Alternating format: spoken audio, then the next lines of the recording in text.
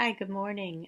Today we're going to start looking at different concepts in the study of organizational behavior. Now that we've looked at different ways of looking and studying OB, and we've looked at the importance of context in the study of OB, today we're getting into the concepts and we're starting with personality and identity and some of the theories that go with that.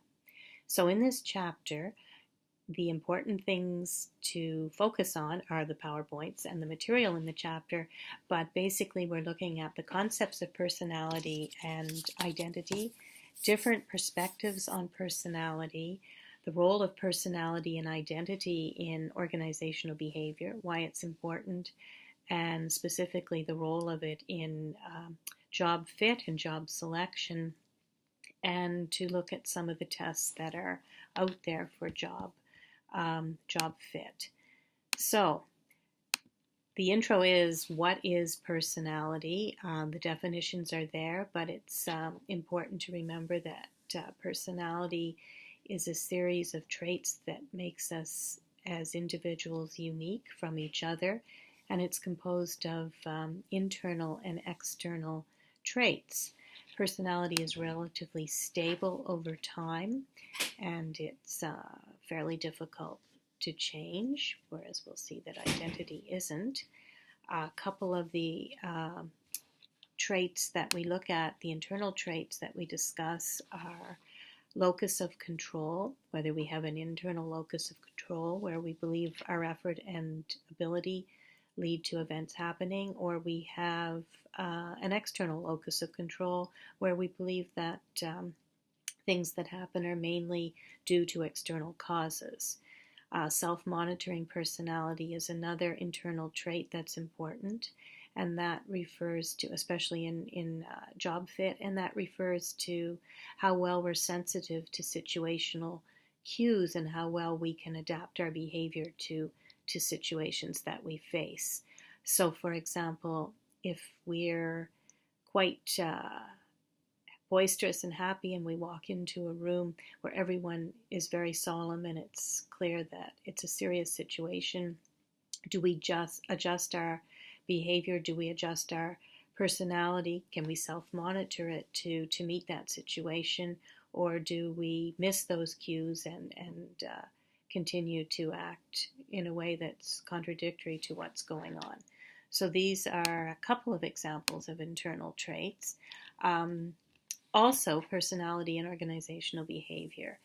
How does it play a role in what we do? Well, obviously, our personality is going to influence what job we choose, what occupation we decide to go into, what organization we choose to work in, and what behaviors we demonstrate while we're on the job, and whether we're satisfied with our job.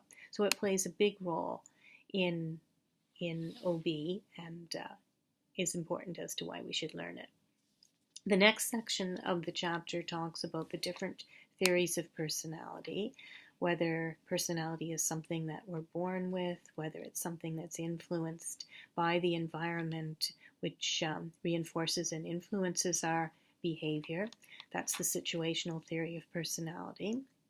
And if that were the case, we would expect all people to respond in the same way despite the situation. We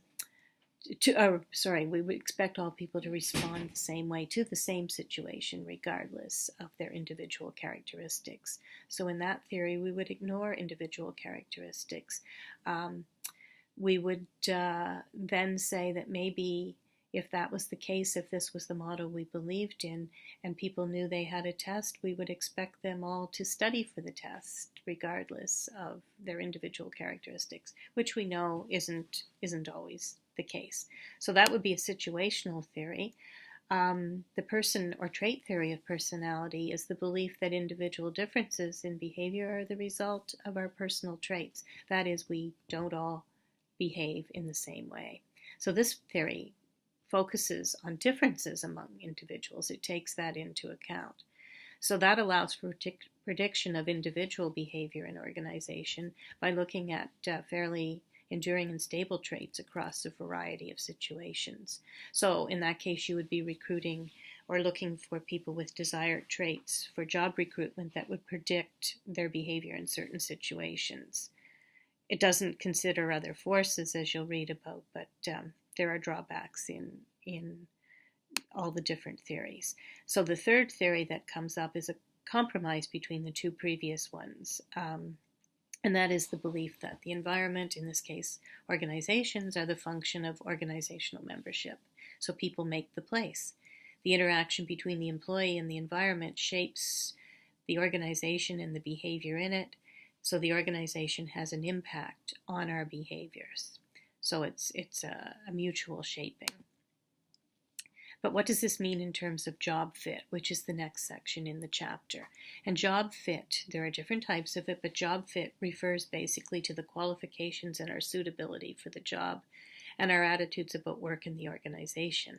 And there are certain outcomes that come from a good fit, obviously, and what job performance will have. So there's a person job fit. Are our knowledge and skills aligned with those of the job? Do we have the ability to do the job? And the person organization fit, which asks if our needs and goals and values are in alignment with the organization's norms and values and reward systems. Again, there are certain outcomes of that. If we're highly compatible, will that increase the commitment of the applicant to the organization? Yes, likely it will. But is similarity of personalities within the organization necessarily a good thing? So looking at a good fit from the organizational perspective, it depends on what the organization is looking for.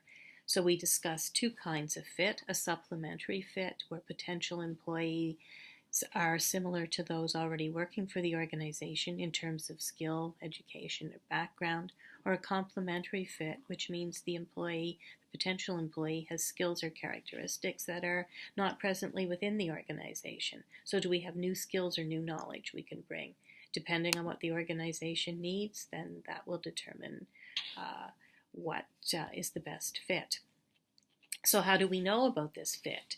The next section talks about different models of personality and different kinds of tests, and it starts with the 5-factor model, which was initially developed for counseling purposes, but it organizes, provides an organizing framework of personality, and it looks at 5 dimensions of personality that then have particular traits that go with them.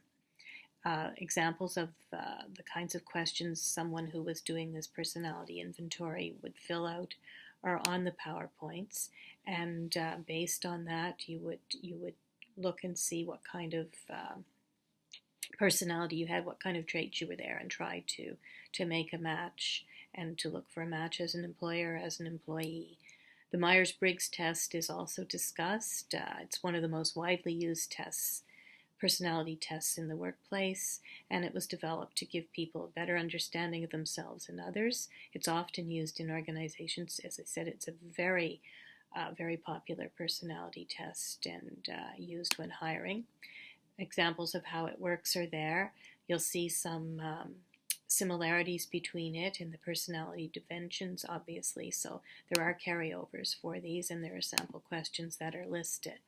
And finally, the vocational choice theory, which assumes that we pick our careers based on our personalities, along with some other factors, has a questionnaire that measures our interest, personality types, and the concept of job fit into 6 categories of work environment and personality. It's argued that people who pick jobs that best match their traits will be more happy in their jobs, and that there are consequences from that. So important to remember that a number of organizations, 60 to 90% of organizations, use some sort of employee assessment, but we know that these assessments aren't always accurate. Who we are, our identity, is important too.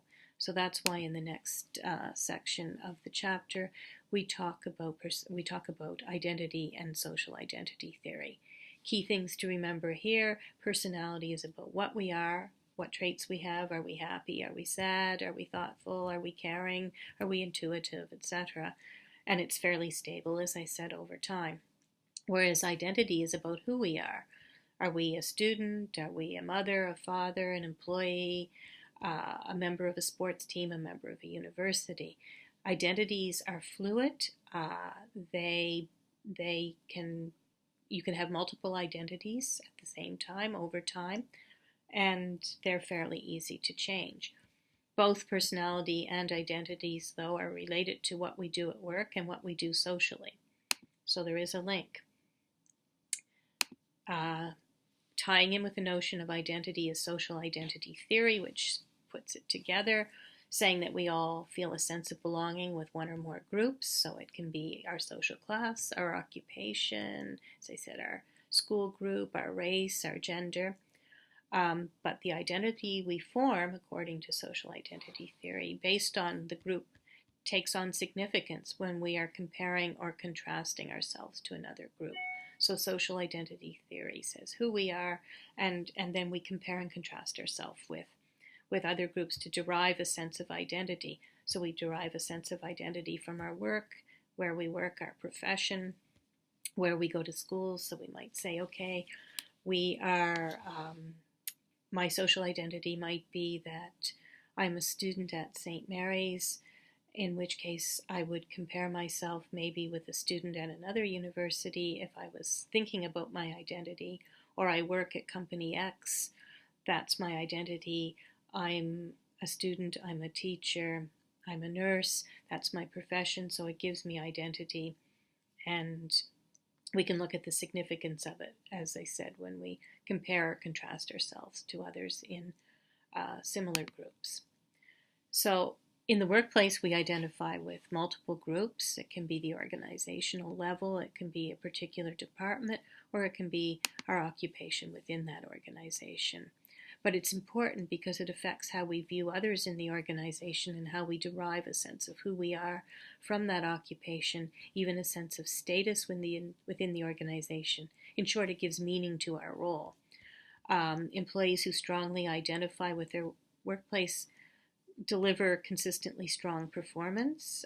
It's been shown through studies, but identity can also be detrimental because it can lead to discrimination in the workplace. It can also create silos, silos where employees within one department identify so strongly with other members of the same department that they cut off contact with members of other departments.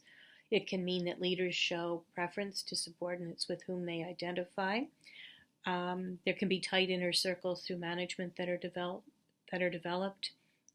An identity conflict, losing my speaking ability here, can result from attempting to move from a low status to a higher status group. So the implications of identity and personality are that we need to have an awareness of our personality when choosing where we're going to work. We need to have an awareness of others' personalities if we're hiring into the organization, and we need to be conscious of the social groups that we belong to so that for which we identify with, and we don't lose those identities or let those identities blind us to others. So we don't create silos and we don't shut ourselves off from others. So important things to remember: the different theories that we've talked about, the differences between identity and personality, and the different kinds of testing and personality models, and what they mean in terms of person-job fit. So that's my very brief talk for this week, and be sure to read the chapter, be sure to read the PowerPoints to fill in the blanks on it. And I'll talk to you next week.